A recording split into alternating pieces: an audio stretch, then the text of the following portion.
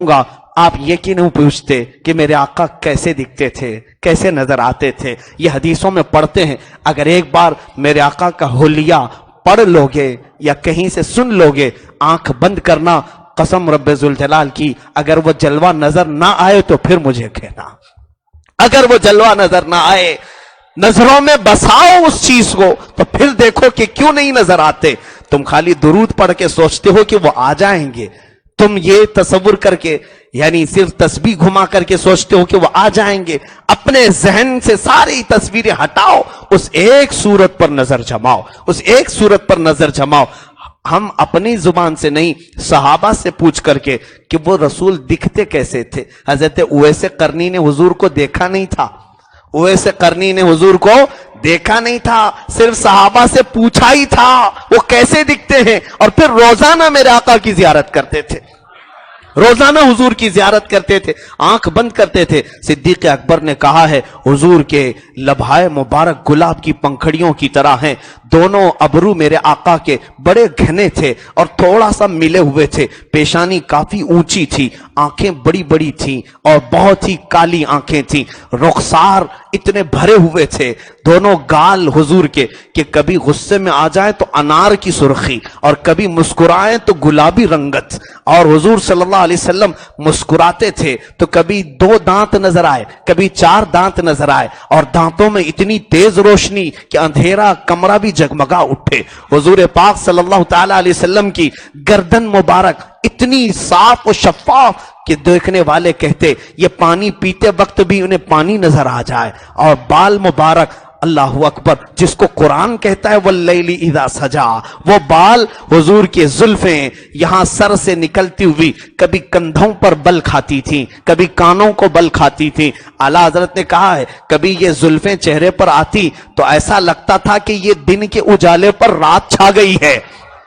یہ دن کے اجالے پر رات چھا گئی ہے، اتنی تیز کالی زلفیں۔ اور حضور صلی اللہ تعالی علیہ وسلم کا قد مبارک بہت لمبا بھی نہیں، بہت ناٹا بھی نہیں، لیکن اتنا ضرور تھا کہ سارے صحابہ میں جب بھی حضور کھڑے ہوتے سب سے زیادہ بلند میرے آقا نظر آتے تھے، کسی کو جھانک کر دیکھنے کی ضرورت نہیں ہوتی، حضور جہاں ہوتے تھے بلند نظر آتے تھے، نہ بہت زیادہ لمبے نہ بہت زیادہ پست قد۔ حضور صلی اللہ تعالی علیہ وسلم کا نہ پیٹ مبارک باہر نکلا تھا، نہ ہی کوئی جسم کا عضو باہر نکلا تھا، بالکل شیڈول سا جسم تھا، یہاں تک کہ سینہ مبارک بھرا ہوا، ہتھیلیاں بالکل کشادہ اور چوڑی، یہاں تک کہ جو مصافحہ کرے اسے ایسا لگتا کہ وہ ریشم کے نرم نرم گدے میں یا لباس میں اپنا ہاتھ دے کر کے نکالا ہے، اور جو ایک بار دیکھے حضور کو پلکیں جھپکانا بھول جائے۔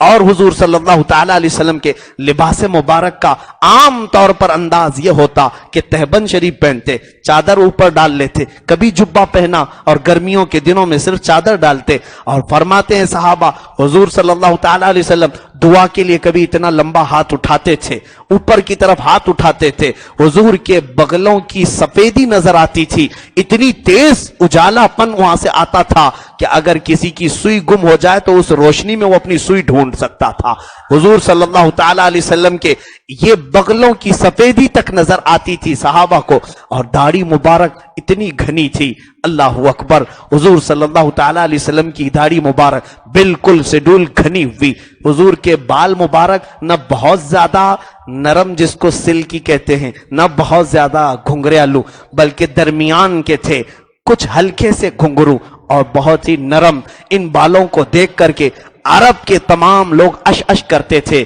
کہ یہ دولہا نے پائی ہے رنگت کہاں سے۔ حضور صلی اللہ تعالی علیہ وسلم کے جسم مبارک کی یہ تھی، اور تلوے حضور کے قدم مبارک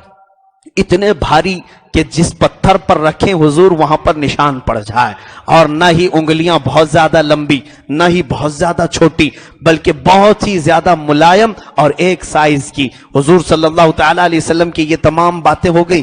اس کے علاوہ سب سے بڑی بات تو یہ تھی کہ صحابہ سب سے زیادہ جس چیز کی طلب میں رہتے تھے وہ میرے آقا کے پسینے کی طلب ہوتی تھی کہ گرمیوں میں ام سلیم کہتی ہیں کہ میں حضور کے گھر پر آنے کا انتظار کرتی، دوپہر میں میرے آقا آتے، کبھی میرے گھر سوتے تھے، حضور کی پیشانی سے کچھ بوندیں ٹپکتی تھیں، میں اس کو شیشی میں جمع کر لیتی تھی۔ حضور ایک دن بیدار ہو گئے، پوچھا ام سلیم کیا کر رہی ہو؟ کہا یا رسول اللہ اس کو ہم عطر کے طور پر جمع کرتے ہیں اور دلہنوں کو لگاتے ہیں اور خوشبو کے طور پر ہم استعمال کرتے ہیں۔ میرے آقا صلی اللہ تعالی علیہ وسلم کے پسینے مبارکہ میں اتنی تیز خوشبو تھی کہ امام نے فرمایا جن دلہنوں کو حضور کا پسینہ لگایا گیا تھا ان کی 7 پشتوں تک ان کی اولاد میں وہ خوشبو آیا کرتی تھی۔ واللہ جو مل جائے میرے گل کا پسینہ مانگے نہ کبھی عطر نہ پھر چاہے دلہن پھول۔ آقا صلی اللہ علیہ وسلم کی بارگاہ میں امام اہل سنت نے جو فرمایا ہے، سر تاب قدم ہے تنے سلطان زمن پھول، لب پھول، دہن پھول، زقن پھول، بدن پھول، اور مانگے نہ کبھی عطر نہ پھر چاہے دلہن پھول۔ کیا بات رضا اس چمنستان کرم کی، زہرا ہے کلی جس میں حسین اور حسن پھول۔ اس مصطفیٰ کریم کا تصور کرو جو میں نے تمہیں بتایا، اب پھر آنکھیں بند کر کے میرے آقا کو تصور میں جماؤ، پھر دیکھنا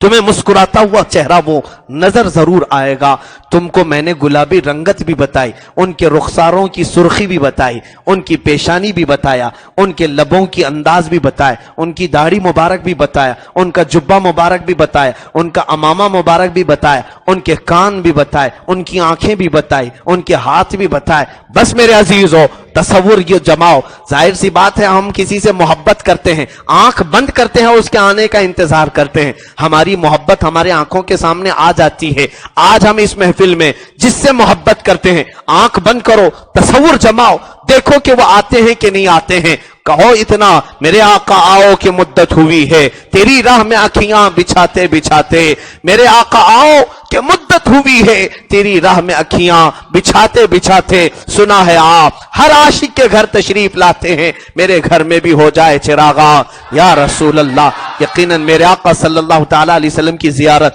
میں دعا کرتا ہوں مولا اس پورے مجمع کو، بلکہ جو سماعت کر رہے ہیں اسی ماہ ربیع النور میں، اسی میلاد کے موسم میں، نہیں مولا اسی شب میں میرے آقا کی زیارت نصیب فرما۔